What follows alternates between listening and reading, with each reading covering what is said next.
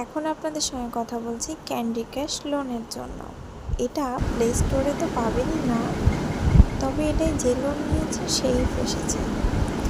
এদেরকে যত আপনি শোধ দেবেন অটোমেটিক আপনার অ্যাকাউন্টে আবার দ্বিতীয়বার টাকা ট্রান্সফার করে দেবে। তাই এসব অ্যাপ থেকে লোন না নেওয়াটাই বেটার। এরা আপনার যে লোন নেওয়ার সময় যে ছবিটা লাগে সেটা খুব খারাপভাবে ইউজ করে আপনাকে হোয়াটসঅ্যাপে ব্ল্যাকমেল করতে পারে। আপনার কন্ট্যাক্ট লিস্ট এরা হ্যাক করে আপনাকে প্রচুর পরিমাণের হ্যারাস্ট করবে। আর 7 দিনের ভেতরে কোনো লোন নিয়ে শোধ করা মুখের কথা না, কারণ আপনার প্রয়োজন বলে আপনি অ্যাপ থেকে টাকা নিতে চাইছেন, কিন্তু 7 দিনের ভেতরে সেটা ডবল দেওয়া অসম্ভব। তাই এখানে লোন না নেওয়াটাই বেটার। আর যখনই কোনো জায়গায় কোনো লোন নেবেন আগে ইউটিউবে দেখে নেবেন সেটা স্ক্যামটা কেমন তাদের।